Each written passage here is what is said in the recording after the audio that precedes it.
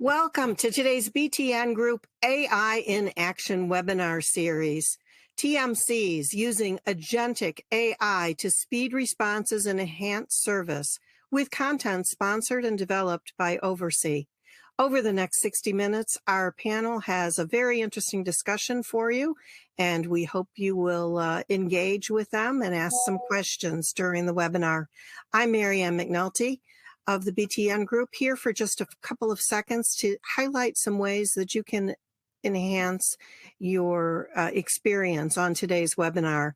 In the left side of your screen, you should see an Ask a Question section. We hope you will use that early and often to get your questions in queue. The speakers have reserved time at the end of today's program to try to get to as many questions as we can verbally. At the bottom of the screen, you should see an event resources section. You may download a PDF of today's slides, as well as access our sponsor's website at the links there. You may need to toggle down the triangle to pull down and see those files to save them to your device. At the top right of your screen is an icon where you can enlarge any of the slides that you will see on today's broadcast. Click that back and forth to shrink the slides if you prefer. At the end of today's webcast, an exit survey will pop up on your screen. Please give us just 20 more seconds to tell us how today's content met your needs or suggest any topics of interest to you on future webinars. Speaker bios that will appear at the top center of your screen. You'll see two tabs. One is the speaker slide. The other one is speaker bios. You can read more information about each of our speakers or connect to their LinkedIn profiles there. Just remember to click back so that you see the slides advancing on their own. The slides will advance for you, and then eventually they may disappear. Now it is my pleasure to introduce you to today's moderator. Samuel Bassan is Customer Solutions Manager for Oversee. Sammy, take it away. Yes, thank you so much, Marianne. Really appreciate it. We have a really exciting topic for everyone today, and that is going to be on Agentic AI. And I'm really excited to announce that I brought some of the experts leading this initiative in the industry. I'll be happy to start off by first introducing Karen. Karen, would you please introduce yourself real quick? Sure, yes. I'm Karen Hutchings, former global head of travel meetings and events, and been at a few different companies. Became a consultant 18 months ago, and now just set up my own AI company, actually Pioneera. Happy to be here, and thank you for having me. Thanks for joining and bringing your expertise to this discussion. Next, we have none other than Yanis. Yanis, would you please introduce yourself? Hi, good morning, good afternoon, good evening, everybody. I'm Yanis Karmas. I lead the product and development team at BCD Travel. So my team focuses on everything that we do that's traveler-facing, client-facing, as well as a lot of our agent tools and other infrastructure to drive automation and innovation throughout BCD. Great. Thank you as well, Yanis, for joining today's discussion. And last but not least, we have Ami from the Oversee side. Ami, would you please introduce yourself to the audience? Yeah, nice to meet you all. I'm the CTO at Oversee. I co-founded the company over 10 years ago. I did our engineering department, operations, support, technology vendors, and for the last 2 years, I've also been leading our agency AI solution for TMCs. Perfect. Thank you. So really the intention behind this is that we have the engineering master, product manager that's overseeing dozens and hundreds, if not thousands of accounts from the TMC side, and then also someone from the account management side to bring their expertise in how agent AI or agentic AI tools can and are transforming the industry. So the agenda that we'll be tackling today, you can see on this screen here. We'll first talk about how we see the stage of agentic AI tools playing in our industry. And then the second part, we'll give you some pieces of or tools to really see how can we actually implement AI in our day-to-day business functions. And then third, we'll talk about where we see AI transforming our industry in the future, some final words on the topic, and then we'll be sure to have about 10-15 minutes towards the end to get to as many questions as we can. So I'll first kick us off on our first topic, setting the stage. Where do we see agentic AI in the travel industry? And what I'll do is actually present a question to our entire panel list here. So team, how do you see AI and agentic AI transforming our industry? And how do you see the industry best being able to leverage AI? Maybe we can start off with Yanis. Yeah. So I would say it's an exciting time as AI really starts to become a more pervasive technology within corporate travel. I've been in this industry now for quite a while. And I think if you take a step back a little bit and think about the first generation of technology that really started to transform corporate travel back in the 70s or so, it was mainframe technology. And that had a really good run for 20, 25 years where everybody was innovating around what mainframes could do. Then we pivoted to web technology and online booking tools. And there was another wave of great innovation as programs became moved online, as new tools and technologies started to emerge. And that innovation wave lasted 15 years or so. Then came mobile and cloud technology. And all of a sudden, there was another spark of innovation as everybody started walking around with a smartphone and being connected with their travel program, with their TMC, with their supplier partners all over the world at any given time. They weren't tethered to a laptop. Now comes AI, right? And it's this next fourth wave of innovation now that's going to bring more reasoning, more intelligence to a lot of these processes that were very linear in their first generation. And I kind of think about it as now going away from having to write code and if-then statements in a very linear process to being able to send very complex questions, very complex equations in, and having a more intelligent way of reasoning through ultimately what's a very complicated set of decisions that travelers need to go through in making their purchases. So to me, AI is opening up this next wave of innovation, and I think for the next 5 to 10 years, this industry is going to be transforming with AI becoming more and more of the center of everything that we're doing, from how we engage with travelers, how we run our operations, how we process our data, and how we do software development. I love that. And so from what I'm hearing from you, you see AI as the natural progression of the next steps in the core technology systems of our industry. Karen, from the corporate buyer's viewpoint, what are the most persistent service gaps or, let's say, frustrations that you may see from your side or the traveler's side that you're looking to have AI solve? I think one of the biggest things that you're always dealing with in the travel manager role is that your travelers get access to all the latest tech in their personal lives. And so there is this expectation that there should be the same delivery of service, of personalization in their business lives as well. And I think the reality is that we've been dealing with the fact that AI has not been around that long in the travel industry from a business perspective, whereas it has perhaps from a personal perspective. And so I think when you think as well around how with these travel programs, it is so highly transactional.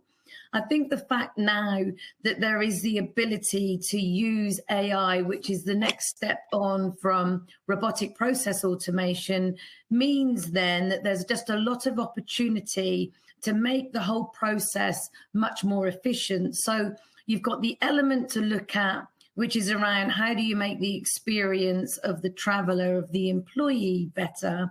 But then you also look at the efficiency of what you're managing when it comes to a highly transactional place. And I think, being candid, it's been lagging behind the adoption of AI.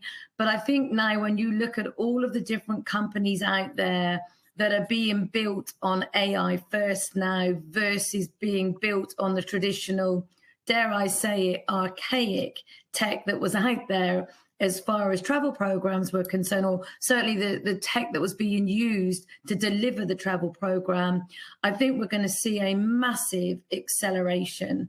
And I'm from the world of where robotics was huge, used robotics extensively. But to Yanis's point, though, it's a yes or no, and then it's the next step. What's great about AI is the fact that it sort of has an opinion, it has some intellect, and it will actually have a thought to say, well, that's nearly matching what I think it should say or what I think it should do. And then it will actually still move forward, which is a massive step from where we were with RPA as an example. So I sort of like to think of it as the future is very bright now within our travel industry. I feel like we're actually going to catch up with where we need to. And I think that can only be a good thing in how that's going to bring more people into it, as well as deliver value and experience, whether it be to the people managing the travel program or the travelers that are on the road as part of that program. Great, thank you so much. And you brought up an excellent point, and you mentioned a little bit about robotics in the past. And I know that many people on this call may be familiar with some robotic solutions that agencies have tried out in the past. But what I'd like to now do is toss it over to Ami, and I'd like to ask Ami, how do you see AI working different than traditional tools that agencies or industry players have tried in the past? Thanks, Sam. So I think generally AI is a new technology that we can all leverage. But the main thing to consider here is that it's not a plugin, right? It's not a one solution for one problem. It's more of an operating system or an operating layer, where I think the main thing that we need to do is change the mindset, right? So across all organizations, you're going to see it across all over the industries.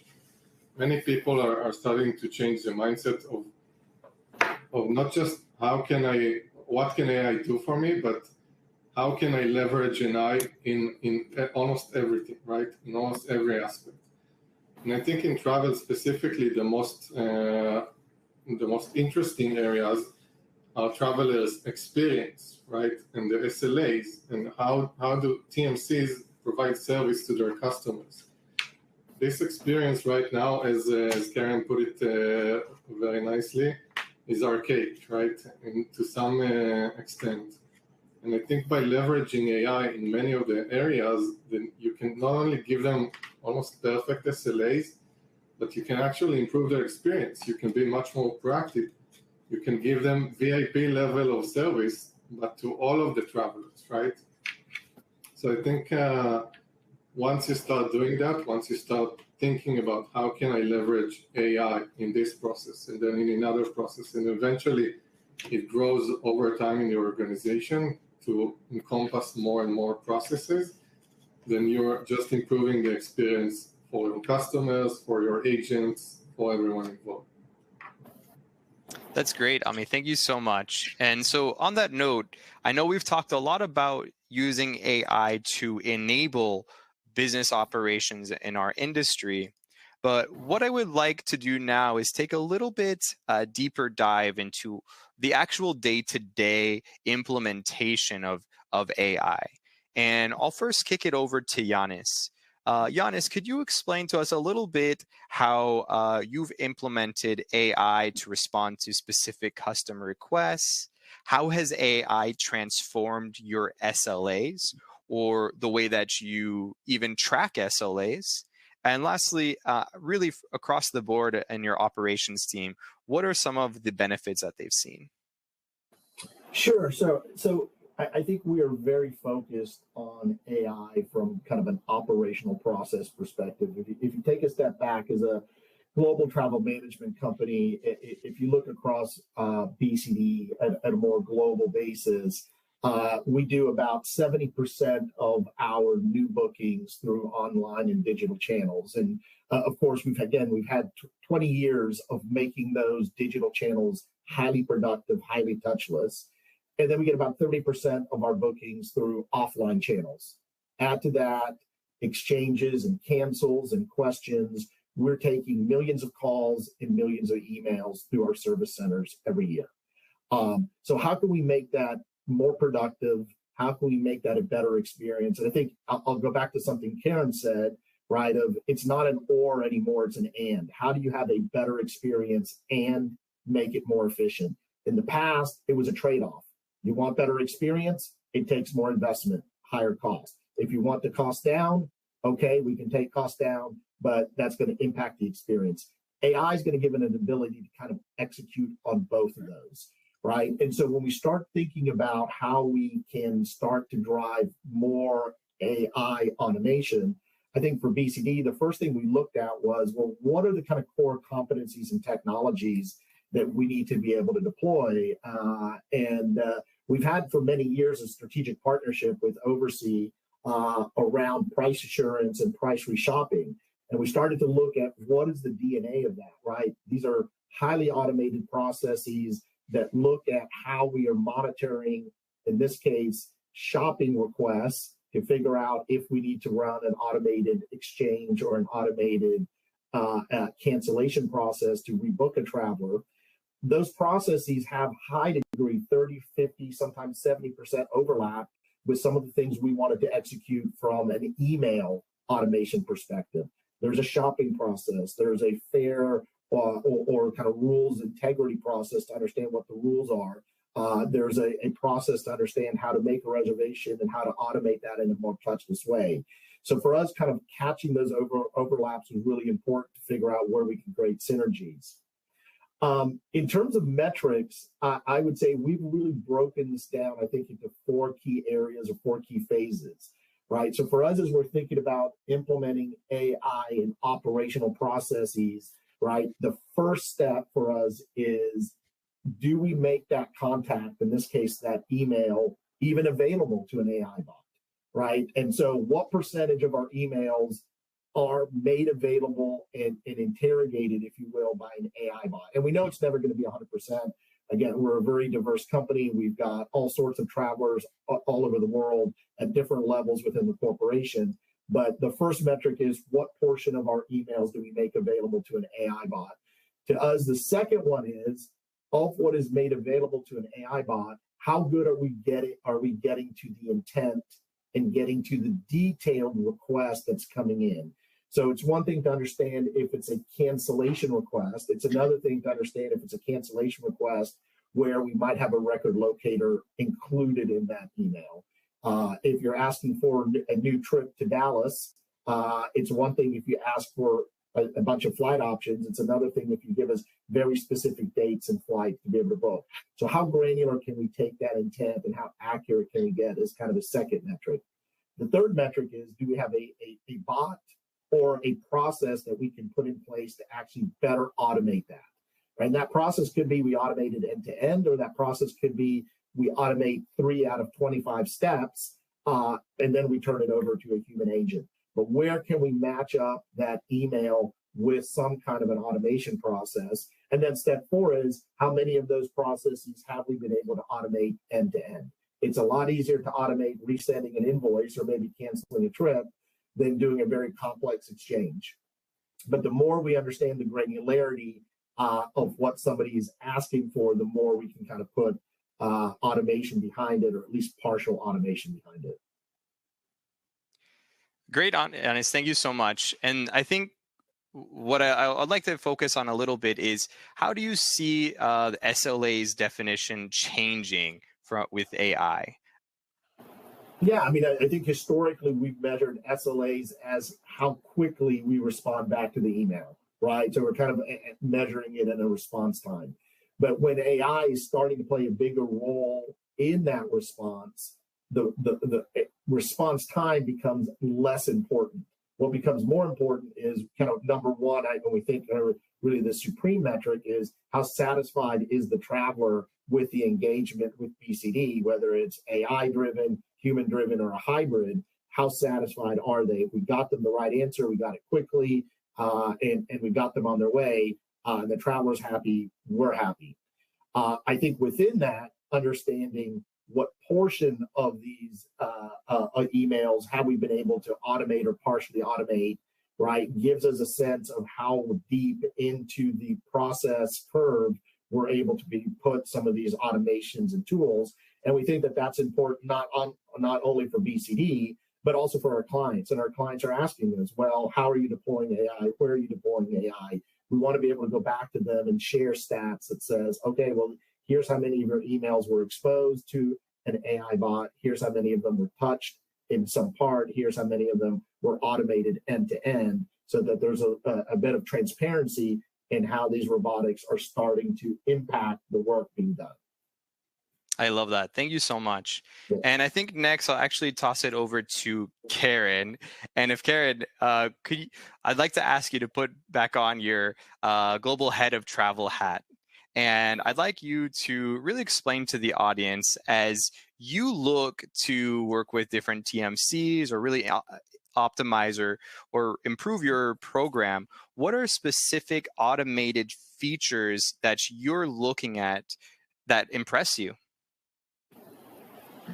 I mean, I think, there's been an acceleration of the adoption of AI now as well. And I think people tend to multitask now.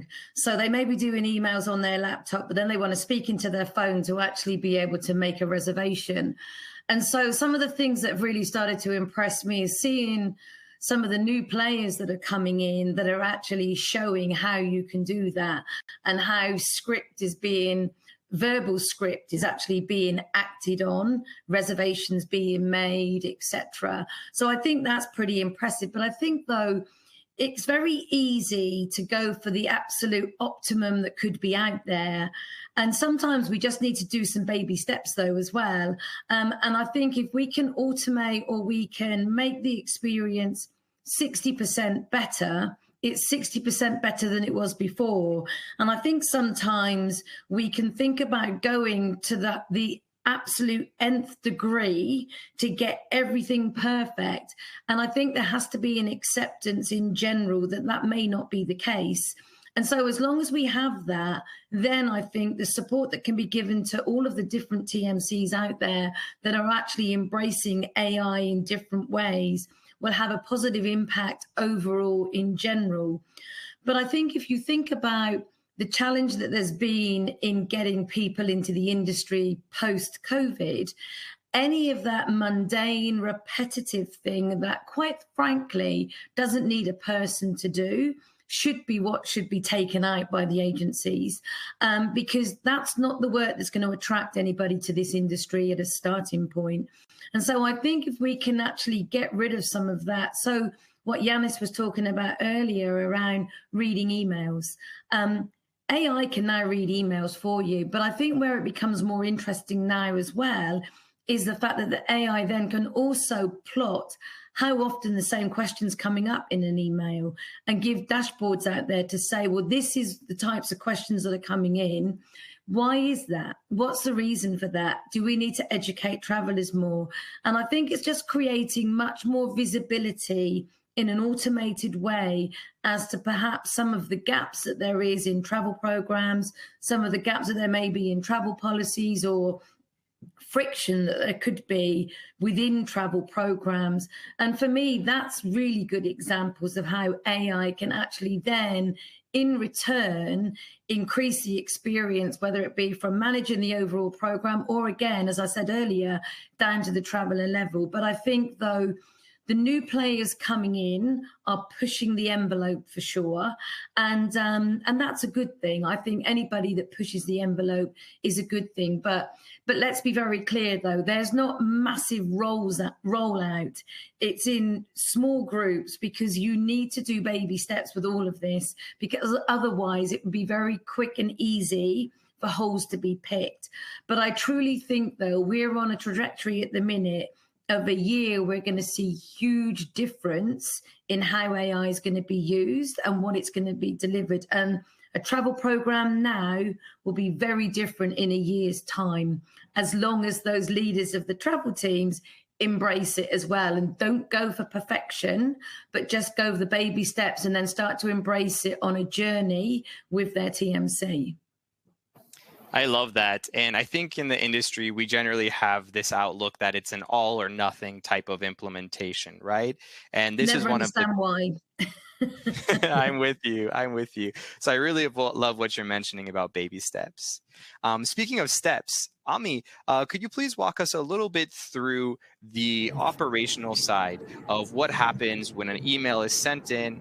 What does the AI tool do? Yeah, of course. So I think it's quite similar to how humans handle it, right? And essentially, when you look at AI today, you would most likely see AI that is imitating humans anyway. So it's very similar when we speak about our domain, corporate travel. So the AI would read an email, it would first understand what's in the email, what is the request, what is the ask. Are there any special requests? Is it a flight booking? There's many things to comprehend in an email. And then from that moment on, just like a human, they would try to come up with a solution to the traveler's request, right? So whether it's a flight booking or a cancellation, there has to be also some minimal information provided, right? And in some cases, travelers neglect to provide it or it's missing in some way. So there would be that part of the conversation where the AI would try to just collect that information, just like a human agent would. And once you get past that and you have everything you need to actually go ahead and fulfill that request, then the AI would use the very same tools as humans do, maybe in a slightly more technological way, right? So using APIs versus just cryptic commands or an interface like agents do. But it would still do the same things that human agents would. It would operate on the GDS or NDC. It would do whatever is required, fulfill the request, and get back to the traveler. Great. Thank you so much, Ami. So from my understanding, what you're saying is the email comes in and AI responds just like a traveler would. It does all the functionalities in the GDS, the email, just like any other travel counselor, right? Yes, exactly. And I think to the point of Yanis earlier, and also Karen, actually, it's not a do all or nothing, right, situation. You can have the AI only do that first email asking for further information from the traveler. You can have the AI only handle flight bookings. You can have the AI only handle the shopping piece of that. So imagine that even just doing flight shopping, so a traveler comes in asking for some travel options from A to B, even just doing that part and taking into account corporate policy, of course, making sure the options are as requested. That piece alone can shave at least a few minutes, 10 minutes out of an agent's time, maybe 5 minutes if they're like super efficient. If you think about it this way, and you remember that you don't have to do all of the process or nothing, then you can already start to see and calculate how much time can you save your agents. How much better of an experience can you provide your travelers? Because now, a minute later or even less after they ask for travel options, they already get a response that is on corporate policy compliant. That is exactly what they wanted. It's taking into account their profile as well, their preferences, all of that. Great. I love that, Ami. And can we just talk a little bit about what we see on this screen here? What are the main steps that you see in implementing agentic AI tools for agencies? So I think initially, as we mentioned earlier, the main thing to do is to change the mindset, okay? Right? It's not an all or nothing situation. Once you're past that, I think there is a phased approach, which I think Yanis coined much better than I did, but I'll give it my best. Generally, you want to do some process mapping, right? You want to analyze the data, how many emails, how many chats, how many voice calls are coming in, and what type of calls or contacts are they? Are they flight bookings? Are they cancellations? Where is the majority of traffic coming into? And what are the requests? Then after that, I think the most valuable thing to do is to start thinking, okay, where can I implement AI to start eliminating what wastes the most time, or what is causing the least or the most friction for travelers. For example, flight shopping, that could be one of those areas, or flight or exchanges, right? I think this is one of the most common use cases that we are seeing today, that people want to change their flight. Even simple exchanges, they could take a very long time to operate on the GDS. So mapping those areas that need or that make the most impact are the most important thing to do and start with. Once you do that, there is the notion of, okay, how much can we automate out of this area? Can we automate just the exchange part? Can we automate issuing a voucher or a credit or anything around that? In our case, we can, of course, but I think just by doing that, you can already say, okay, in this use case, we can automate 30%. In that use case, we can automate 50%. And eventually, you roll them out, you start to get feedback, and then you tackle the next use cases and the next automations. Great. I love that. And let's move on to building a roadmap for the future. So for this one, I'd like to actually hand it over to Yanis. Once you have the foundation blocks of implementing the tool or AI, how do you decide strategically, hey, what topics, what intents are you going to have managed by AI? And how do you determine what you're going to implement today and what you're going to implement in the future? And you can see here on this screen a couple of use cases that we've seen agencies implement. Yeah, so I think for us, I would say it's almost a very simple 2x2 assessment of first really understanding which of these processes drive the most work within BCD. So if you will, a sizing effort. Some of them are 1%, 2% of where we spend our time. Some of them might be 10, 15, 20% of where we spend our time. So we kind of look at it as kind of where are we investing minutes and hours of resources. And then the second one is the other dimension is, well, how easy is it for us to access or deploy AI in that process? Right. So even if something is not the biggest use of resource, let's say downloading or resending an invoice, that might be a simple process to automate. Like, again, Karen said, even small percentages can add up. So even if resending an invoice is 1 or 2% of our contacts, right? Great. Let's go automate that.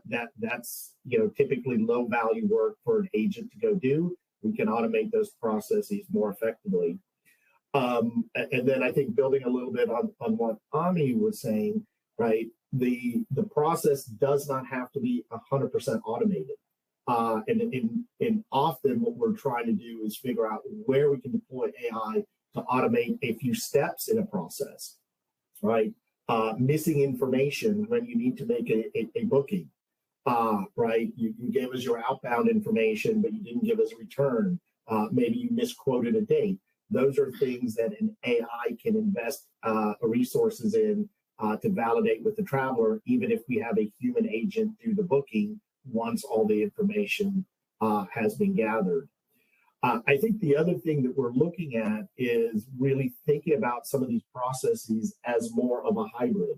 Right. And so where do we, at this juncture with AI, where do we want to stop the automated AI process, and where do we want to make sure that a human is injected into the process, right? And somebody's validating what the AI is planning to do before we execute it. So maybe when we're presenting travel options back to a traveler, we don't want to just book it. Either the traveler needs to review and agree, or an agent will review what the AI is doing before we actually purchase a ticket or a non-refundable ticket. So that, those things are really important as we're designing these processes to figure out exactly where does human intervention fall into the mix. And then, for us, I would say the last thing we're looking at is just which of these can we fundamentally think differently about. And I'll give you one example is on any given day, again, as a global TMC, we may have scenarios where our customer service levels are struggling, let's say in Germany, and we have plenty of excess agent capacity in France, but today we can't cross-utilize those resources because of language barriers, right? And so one of the things AI allows us to do is also think about some of these processes on a more global basis, where AI, and we've got use cases almost ready today to operationalize, where AI can do the translation work on email so that an email comes in German, gets automatically translated into French. Somebody can reply to it in French, gets automatically translated back in German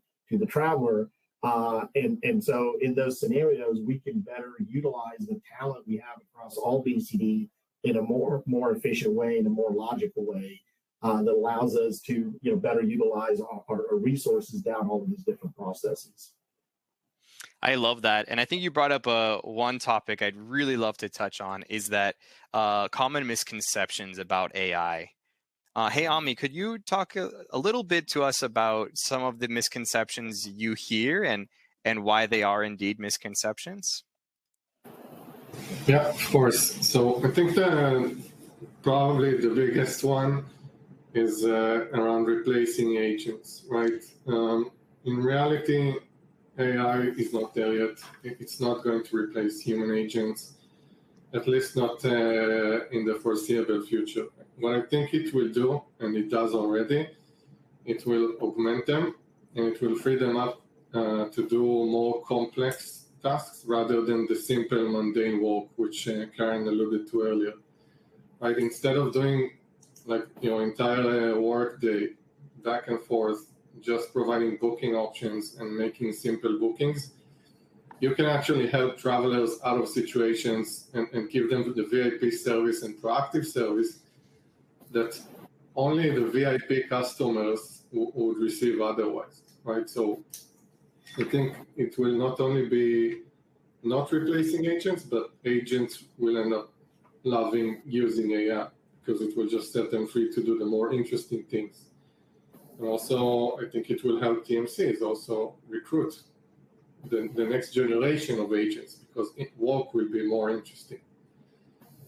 The second part, I think we also spoke about quite a few times here, and this is the all or nothing situation. It doesn't have to be this way, right? You've heard it, we talked about it. You can do one small step at a time, gather some confidence, gather some traction, and then go bigger. I think the third one, which we are encountering a lot, is people thinking that their tech stack is too legacy for AI.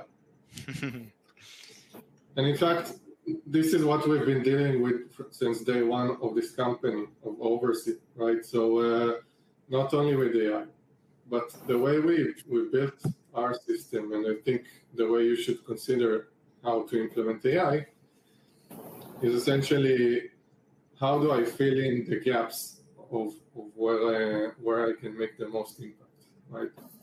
Once again, we talked about it. How do I make my agents more efficient in providing shopping options, in comparing those options even with the corporate travel policy? How do I help them handle exchanges faster? How do I help them automate cancellations? Things like that. I don't think any tech stack is too legacy for AI. It's mostly around how you implement it and how you deploy it. And I love that. So what you're telling me is that no one should be excluded from being able to use AI, right? Exactly. Yeah. I love that.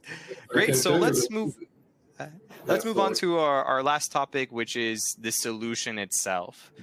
So today we've talked a little bit about how AI is transforming the industry, how it can be implemented for the future, and really what agencies or teams need to implement AI. Ami, could you talk to us a little bit about the solution today and the results and value it's bringing for some of our customers? Yes, of course. So you can see it on the screen, but I can say that agency wants to be our partner in deployment, right? There's no one deployment that fits everyone. It's not an off-the-shelf solution. So essentially, when you start this journey into AI for your TMC, we are here together with you to do all of the steps that we previously mentioned, right? Do the analysis, find the most impactful scenarios where they are also hopefully the low cost or the easiest to implement. We are here to walk you through this lane and start taking bites out of the workload that your agents are doing that could be optimized or made more efficient. So this is exactly what we do. And the use cases that are listed on this slide they're just examples of that. But essentially, I think that by now, using the 10 years that we have building out all of these automations across all of the GDSs, well, pretty far down the road that we can say we can pretty much solve anything, any use case on top of the GDSs, and now even on NDC. I love that. Thank you, Ami. And I think the next question I have will be for Karen. What was a huge pain point that you were able to solve with AI? Or even look to solve? There was many, actually. I wouldn't say that we solved it with the TMC, but we solved it internally ourselves. The reality is that most corporates out there will be using AI robotics within their own organizations. And sometimes it's just tapping into that resource actually within your own company to find out what the opportunities are. And I think, though, when you think about some of these programs that I alluded to earlier that are very highly transactional, if you still want to deliver value to the program, then thinking about how you can be creative in managing policies and delivering more value is where AI can really come into its own. And I think, a lot of the examples that you've showed on the screen talks about repetitive tasks. And the one mantra that I always used to speak about was, if you're doing something today, you're going to do that same thing tomorrow and that same thing again next week, then actually you shouldn't be doing it. You should be using some type of tech to be able to do that for you. And so that was a really big efficiency that we were able to bring in. And that was just using robotics at the time. And it's like I said earlier, though, now with AI, it actually has its own opinions and can interpret for you. So if it's not completely 100% what you've prescribed, it's okay, because it will give some intellect over the top and still make some decisions. And so I truly think that in the end, what we're going to see is there's going to be agentic agents as part of organization charts. And you will have the human organization chart, and then you'll have the agentic organization chart with the human in the loop at the top. But I think that's where this is going to go. And that's where we need to embrace it. And I saw one of the questions that Raj put on, actually, and I'll just answer that now. He said, baby steps are good, but if you don't adapt, you'll get left behind. And I couldn't agree with that more, I have to say. But the reality is, though, is that there are so many people out there that are not using it. For those individuals, the baby steps will work to give that level of comfort. But I think the key thing is, to your question about, what are the best things that you can use it for and the great examples, it's that repetitive stuff that's mundane, it's boring, but it needs to get done. And everybody can think about what they're doing in their day-to-day and come up with ideas that then they could use, whether it be RPA or AI, to actually replace those tasks. And that's a win immediately, for sure. And I think it's just looking at those things to start the journey, and then the world is your oyster, basically, and you'll find so many different things that you can do with it. Absolutely. And I really identify with what you said. Hey, if I'm going to do this today, tomorrow, and the day after, it should be automated. That's a really, really strong statement. And just being conscious of time, I'd like to toss it over to Ami. Are there any closing thoughts or statements from you that you'd like to share with the audience before we jump into Q&A?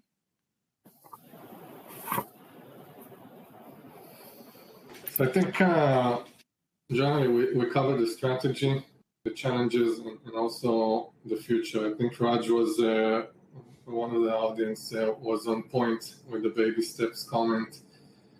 The main thing right now is to just get started, right? And I do agree that if you don't get started and if you don't pick up the pace, then you will get left behind. I think the more time goes by, the more you will see announcements from other TMCs, new TMCs, legacy TMCs, right? All of them. Everybody is looking into this. So there is this kind of arms race to how to leverage AI the most and the fastest. So just take it into mind. But again, even like I can tell you that even in our organization, right, to get AI adoption, you have to take it by steps because people need change management. What I can say is that we are here to help with that. So feel free to reach out. Great, thank you, Ami. So I think now we'll jump into Q&A, and I'd really like to start off with a really interesting one, and I'm going to sign this one over to Yanis. Yanis, how are you calculating ROI for AI, or what are the metrics that we're now using to identify the ROI that AI is bringing? Yeah, so I mean, I think like any ROI, you kind of want to understand your inputs and outputs, right? How much are you investing in it, and what are we getting in return? And so from a practical perspective, we certainly look at how much resource are we investing in it, right? We need resources within BCD who are assigned to projects related to AI, and how much of our resources are we assigned to that?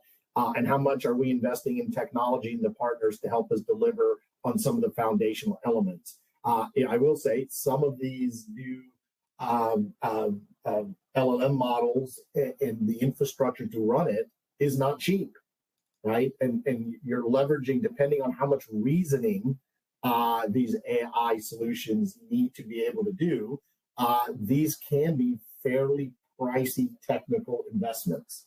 Right, so we're certainly measuring that. On the other side, we're measuring really how much capacity does this add back into the business, right? And so I think we're trying to stay away from this notion of, well, is the only return to BCD reduced headcount? We want to understand really how much capacity, right? How much are we able to take off of the agent's plate to allow them to focus on other things, better service, more important service, etc. And then, so that's kind of within BCD, and then more strategically with our clients, right? I think the most important ROI, if you will, is really just strategic alignment with our customers, right? Yes, there's some financial reasons to do this, right? But there's some real practical business expectations. Almost every one of our clients has AI initiatives within their own company. Every company is transforming, right? Travel is going to be no exception. And I think travel managers are being held accountable back to their leadership, right, on what they are delivering to help drive more intelligent, more dynamic ways of engaging travelers, of taking travel costs out, being more responsive on processes. And so for us, part of the ROI is just ensuring that we're delivering on what customers expect for the future. Great, thank you. And I think that's a really excellent answer, and it really transforms the way that we've looked at ROI historically in the past. I think the next question that I'd like to bring up, and there's a couple about this topic, so I'll kind of fuse them together, but it's about security, and how can we prevent AI from bringing malicious AI agents, or ensuring that AI has the utmost highest security standards? So there's about 3 or 4 on this topic. I think, Ami, you're probably the best one to answer these. Could you talk to us a little bit about security? Of course. So I think generally, as a first step, when you deploy a solution, any solution, not just AI, but AI is included in that, you have to do it with secure standards, right? So private cloud security comes first. You have to do penetration testing, all of these, right? And also you have to take into mind what data and what information goes into the AI. We're speaking about LLMs in this context. So at the very least, you have to make sure that the AI is not processing any personally identifiable information. But also, aside from that, when you deploy an AI privately, then you're also minimizing the risk for any data leakage. Now, beyond that, I think maybe this is another one of those myths to dispel. I think AI is a tool. We don't have there's no Skynet roaming around and controlling whatever computers or anything. AI is just a tool right now that is able to help us bridge the gap in some cases that up until now it was just not possible to do. Right? Things like understanding emails, like crafting responses that are very much at human level, right? Those are the places where you would use AI today, and in some cases also making decisions once it's guided properly. So I think the term malicious AI agents is non-existent right now. It's more, if anything malicious happens, it's when someone builds a software that can do that, right? Which none of us are doing anyway. So there's no such thing as malicious AI agents or rogue AI agents without a human that is enabling them. Hope that makes it clear. Definitely. Thank you, Ami. One question that I see that came up comes down to, how do we communicate using AI to our travelers? And I think this would be a great one to be answered by Karen. How do you communicate or envision communicating to travelers that, hey, sometimes when you talk to the agency now, you might not be answered by a person, but rather an AI tool? I would say that those individuals will be dealing with AI tools in their everyday life in other areas. So it's not as if it's going to be something that they're not used to. I think it always comes down to, though, the accuracy of the information that's going to be given. And I think this is why none of these things can be rushed. And I think also there has to be very open dialogue to say that it could be that it's going to be answered by an AI agent. The key thing is, though, is as the agent learns, then the information that it has becomes richer, and then there's more information that they're able to share as well. But I do think, though, there shouldn't be this fear amongst using AI to answer questions direct to travelers, because they will be having that response and that experience in many other areas of their lives. And I think sometimes we feel like we have to have this optimum service always from travel, whereas they don't seem to feel like it's the same elsewhere, or they're already using it. So why not just start it off with things that are not too critical so that people get used to it, and then also the travel teams get used to there being an AI response as well that gives them that level of comfort. But for me, unfortunately, I think it's a no-brainer, and it should just be embraced, and we should just get on with it because it's in our everyday lives now. It's nothing new. I think you bring up a really great point, is that our travelers are probably already using other AI tools in their day-to-day lives, and this is just an addition to those tool sets that they're already interacting with, right? Well, I think then you have to question, why is there this resistance? where is the resistance coming from, and who's the gatekeeper of the resistance? And I think that's a question for everybody to ask themselves on this. Great. Thank you, Karen. So I think we're getting close on time, so just have enough for one or two more questions. But really, I'll toss this one over to Yanis. This question says, everybody's talking about AI as an optimizer, as if it were a free magic wand. What are the costs to developing AI, and what kind of efforts did you have to put into doing so? And also, how does it impact, let's say, transaction fees, etc.? Yeah, so as I said earlier, like some of these models, some of these technologies, some of these partners, right, are investing a lot in this technology. And like all technologies, it tends to require quite a bit of investment in the early stages and gets a little bit more cost efficient as you build more scale, more volume, more experience. I think the good news is, every 12 to 18 months, we're seeing that the underlying technology powering these models probably doubles in capacity and halves in cost, right? And it's kind of a variant of kind of the Moore's law, right, of things are rapidly evolving. So on the BCD side, of course, we're investing in everything from training. We've got specific resources that are doing, we're hiring for AI purposes. So we're certainly looking at the level of investment that we're making in AI. And at least for us, when you add up all the different things that we're doing around operational AI, AI that we're investing in for experience, traveler experience and chat and other partnerships, and bringing in different third parties. We talked about overseas. We've got a great relationship with a company called Skylink as well that's got great solutions. You look at what we're doing with AI around data, how we're leveraging different development tools for our own development, right? We're investing millions in AI, right? And again, it's early days. There's a crawl, walk, run. Not everything has got a positive ROI yet. But we think that this is one of those scenarios where we need to invest into AI. We'll start to see some of those returns over time.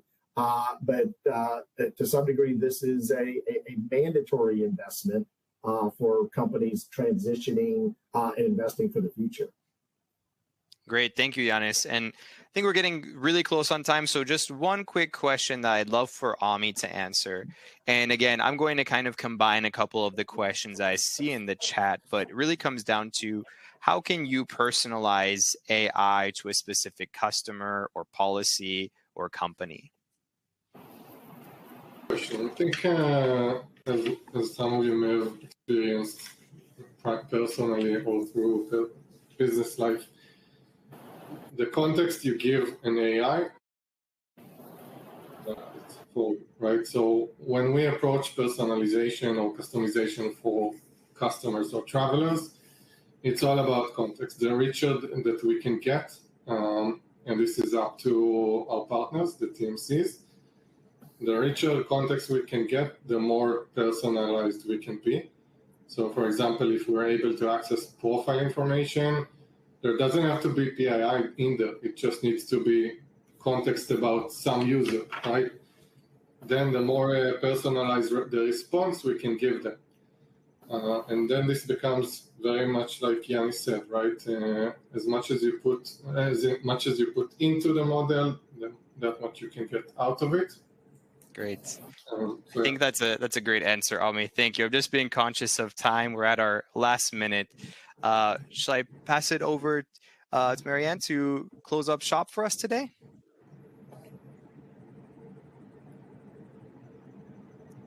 I think you might be on mute, Marianne.